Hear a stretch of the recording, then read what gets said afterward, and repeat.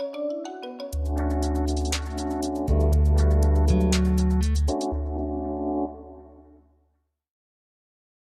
voulais revenir sur cette affaire de la laïcité dite à la française.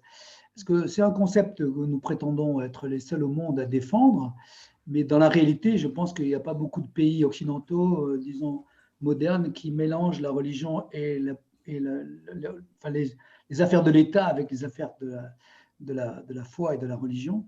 Mais il y avait un article dont Christelle parlait qui est sorti dans Nouvel Observateur en France, de notre ami Jean Bobéro. Moi, je connais bien Jean Bobéro, qui est un ami et qui a été professeur aux hautes études et qui enseigne, qui avait une chaire de laïcité.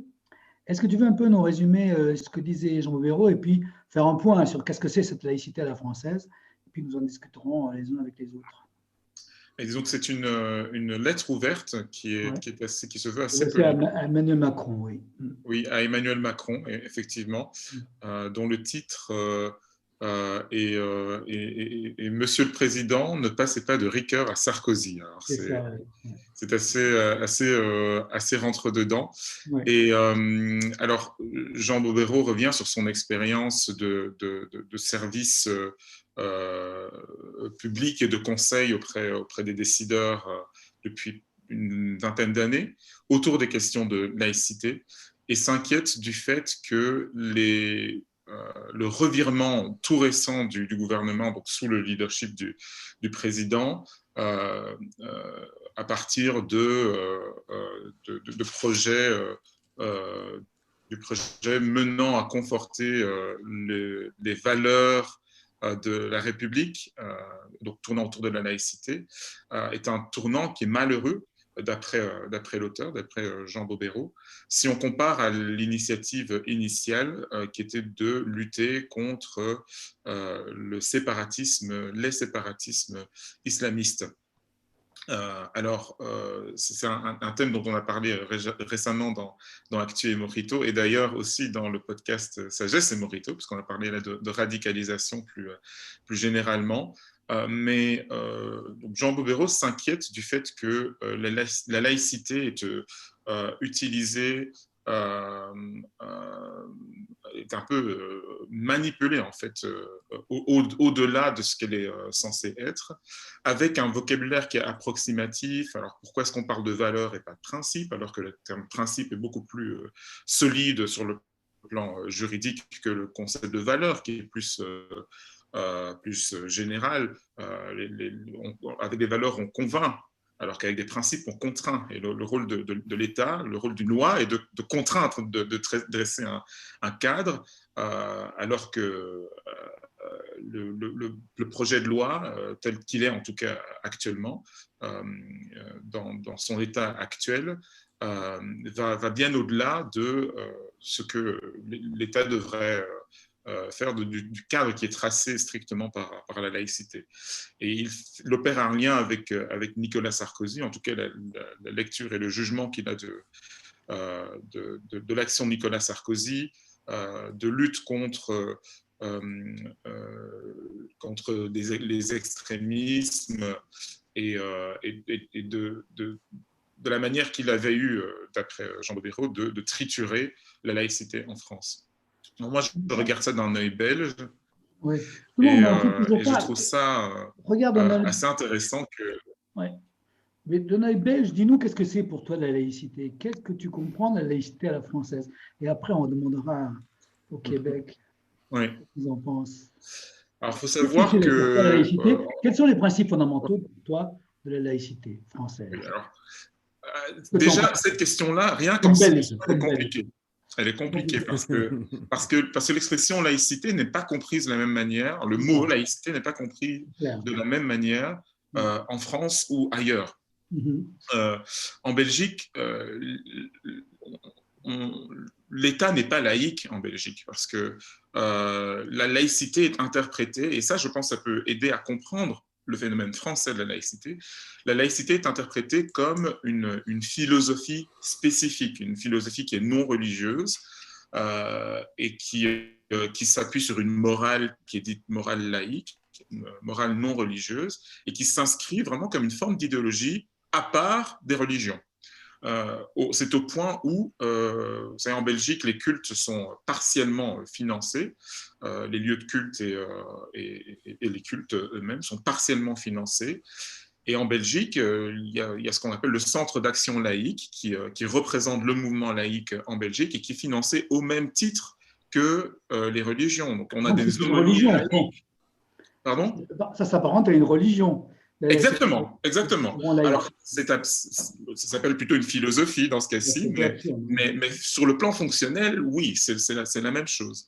On a des aumôniers laïques, on a des baptêmes laïques, on a des mouvements associatifs laïques, et ils sont représentés dans l'éventail des opinions philosophiques et religieuses en Belgique. Ce sont les mêmes racines que celles de la laïcité française en partie. Et ça, je pense qu'en 2020, l'histoire de la laïcité en France a peut-être été oubliée par beaucoup de personnes, parce que l'histoire de la laïcité en France est une histoire d'un combat. C'est une sorte d'un combat idéologique qui s'est appliqué dans la sphère publique et qui a triomphé avec des valeurs universelles. Qui sont les mêmes valeurs qui prévalent en Belgique, simplement qu'en France, ces valeurs sont appelées laïques, ailleurs, elles sont vues comme des valeurs universelles. Et donc, il y a cette association entre le républicanisme, l'universalisme français et la laïcité qui rend vraiment assez difficile de distinguer les deux phénomènes. On peut réduire la laïcité à son expression juridique, c'est-à-dire la séparation des églises et l'État, la liberté de conscience, la non-immixtion de l'État dans les affaires des mouvements religieux et inversement. Et là, on se retrouve avec en fait un régime qu'on retrouve dans toutes les démocraties occidentales, simplement qu'on ne va pas appeler ça de la laïcité, on appelle ça la neutralité de l'État ou la séparation des églises et de l'État, la primauté des droits de l'homme, la liberté de conscience, etc. Donc, il y a ce vocabulaire philosophique que la France a hérité, qui crée, je pense, parfois de la confusion entre la laïcité comme un combat idéologique et la laïcité comme un régime de liberté, en fait, auquel, je pense, toutes les nations occidentales et bien au-delà se rattachent. Tu vois, juste un mot pour un peu plus, enfin, pour continuer ce que tu as dit. Tu as parlé d'un combat. Et en fait, ce combat, c'était celui au siècle dernier, même à la fin du siècle précédent, c'était le combat des deux France. La France catholique, une est liée au Christ, enfin à l'Église, et la France républicaine non catholique. Et ce combat des deux France, la laïcité en porte la marque. Elle est complètement liée à une histoire très particulière de l'histoire de France, où la République a dû se défaire des liens de l'Église. Mais alors, ce qui est assez phénoménal aujourd'hui, c'est que cette vision d'un combat, de cette histoire, a été, je dirais, fracassée, a rencontré un phénomène nouveau qui n'était pas du tout envisagé à l'époque de la création de ce principe de laïcité, c'est l'intrusion de l'islam et d'un radicalisme religieux, que ce soit d'ailleurs du côté des évangéliques et surtout du côté de l'islam, qui est venu complètement percuter cette vision de la laïcité que nous avions jusqu'à présent, qui fonctionnait, tant bien que mal, et qui maintenant est remis sur le tapis. C'est pour ça que régulièrement, les gouvernements y reviennent, mais sans trouver vraiment un équilibre satisfaisant. Mais est-ce que Léa, tu as quelque chose à dire là-dessus, ou est-ce qu'on passe directement au Canada? Est-ce que tu as des précisions? Comment tu vois les choses, toi? Je pense que par rapport à ce que tu disais à l'instant de ce combat entre les deux France, la France catholique et puis la France républicaine, on voit en fait qu'il y a eu un glissement du vocabulaire philosophique au vocabulaire religieux, en parlant même de la laïcité. Comme si au cœur de ce combat, il y avait eu besoin de remplacer le Dieu de l'Église catholique par le Dieu laïque, tout comme on avait eu pendant la Révolution française toutes les églises qui avaient été rebaptisées en l'honneur de l'être suprême. Et justement, pour rebondir sur Jean Bobéro, dans l'article dont on parlait tout à l'heure, il disait « Comme la Révolution a célébré une déesse raison, raison avec un grand R, la fameuse rationalité qui allait nous émanciper en tant qu'être humain, nous transformons la laïcité en déesse dont la France serait le peuple élu. » C'est ça, oui. Et ce qui est très intéressant, c'est que on est en fait dans cette même recherche du transcendant, de quelque chose vers lequel on va chercher nos valeurs, ce qui nous constitue, parce que c'est comme si même dans le domaine politique qui se veut laïque, on se rend compte que pour définir notre identité et pour se comprendre dans notre identité, même nationale, on a besoin de quelque chose de supérieur, on a besoin de quelque chose de transcendant. Et bien quand on n'a plus Dieu, ou quand on n'a plus l'Église, ou quand on n'a plus les institutions, et qu'on a peut-être la laïcité qui est censée favoriser toutes ces institutions, toutes ces églises ou toutes ces convictions pour qu'elles coexistent, bah, finalement on finit par transformer cette laïcité en une déesse, en quelque chose de supérieur, de transcendant. Et je me demande si c'est pas un appel au divin qu'on a en nous, même si on veut s'en écarter, même si on veut proclamer un État qui se sépare finalement de toute question religieuse. Pourquoi pas? Qu'est-ce que tu dis, Jean-Christophe, de tout notre débat? Ouais, ben, c'est super intéressant et c'est vraiment d'actualité ici au Québec. Oui. En 2018, il y a eu non, 2019, tout récemment, hein, c'est l'adoption de la loi sur la laïcité de l'État au Québec, après 2 tentatives échouées en 2010 Dans et ces termes-là, 2013. la loi de La laïcité. loi sur la laïcité de l'État, D'accord. et le premier article, c'est l'État québécois est un État laïque, parce qu'on aime dire qu'on est un État. Et c'est directement inspiré de la loi de 1905. Donc, c'est très intéressant. Et le jour que cette loi-là a été adoptée, au Canada anglais, ça a été vraiment un tollé. La première ministre de l'Alberta a dit « C'est un jour triste au Canada quand le racisme devient loi ». Ah ouais. Oui, donc la question de l'exportabilité de la laïcité, c'est très important parce que le Québec démontre qu'à la fois c'est possible de l'exporter dans une culture, en tout cas francophone post-catholique, mais ça démontre en même temps à quel point que le concept est vraiment étranger puis reçoit beaucoup d'hostilité de la part d'une approche plus anglo-saxonne par rapport Pourquoi tu dirais, pourquoi il y a cette hostilité? Ben, je pense que Christelle l'a bien dit tout à l'heure, dans le sens qu'on est arrivé, tant dans la culture francophone que dans la culture anglophone, à une compréhension du rapport entre l'État et le religieux qui est similaire, mais on est passé par des chemins différents, puis une manière de l'exprimer différente. Donc, en Angleterre, dans le monde anglo-saxon, il faut comprendre qu'il n'y a pas eu, suite à la réforme, il y a vraiment eu une fragmentation des groupes religieux en Angleterre. Bon, il y a l'Église anglicane qui déjà s'était séparée de Rome. Puis, il y a eu une multitude de groupes protestants, les puritains, les Quakers, les baptistes, les méthodistes. Et donc, l'Angleterre, sur son propre territoire, a dû faire face à un genre de forme de diversité religieuse depuis quelques siècles. Puis même dans ces groupes-là, moi, j'appartiens à une église qui est baptiste, puis dans les principes baptistes, déjà au 17e siècle, on affirmait la liberté de conscience et la séparation de l'Église et de l'État. Donc, souvent, dans la conception francophone, on pense que c'est l'État qui a mis en place ces principes-là pour se protéger de la religion, tandis que c'est les groupes religieux dans le monde anglo-saxon qui a fait la promotion de ces valeurs-là pour se protéger de l'État. Comme quand aux États-Unis, on parle de la séparation de l'Église et de l'État, c'est pour protéger en partie les groupes religieux d'un État centralisateur qui imposerait sa religion. Maintenant, au Québec, on est comme une histoire alternative de la France. C'est vraiment intéressant parce que moi, quand je vais en France, ça me frappe de voir comment c'est comme un monde alternatif. C'est comme qu'est-ce que j'aurais pu être si mes ancêtres s'étaient pas sauvés.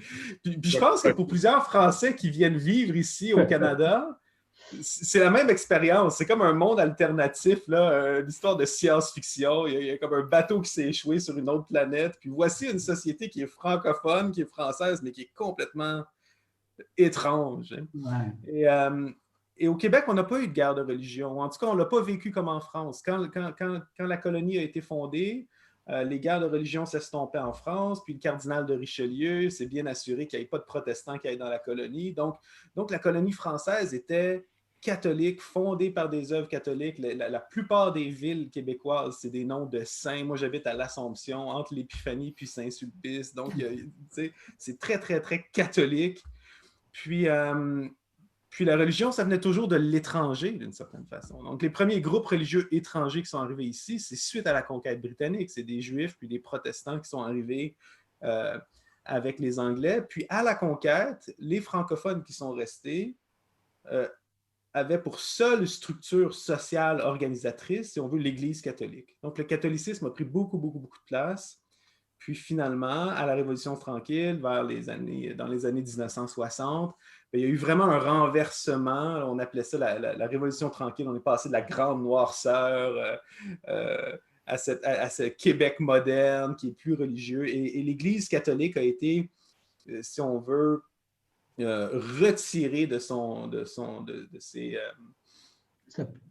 ministères sociaux, de sa situation dominante, mais dans le fond, l'Église catholique gérait les hôpitaux, les écoles, et tout l'État social moderne était, en pratique, était géré par l'Église catholique. Puis en l'espace d'une décennie, vraiment, il y a eu une laïcisation de l'État. Puis pour revenir à la question, la différence entre le concept laïque, qui est dans le fond catholique, puis le concept de séparation de l'Église et de l'État, ou cette approche-là qui est plus protestante, c'est que dans le catholicisme, il y a vraiment cette idée-là, dans la laïcité, il y a vraiment cette idée-là de dire ce que Charles Taylor appelle la loi de la subtraction. C'est prends la société complète, là, tu as la religion qui est représentée par l'Église catholique, soustrait la religion, donc, et là, tu as une société laïque. Donc, société moins Église dominante égale laïcité. Tandis que ce modèle-là ne se pose pas dans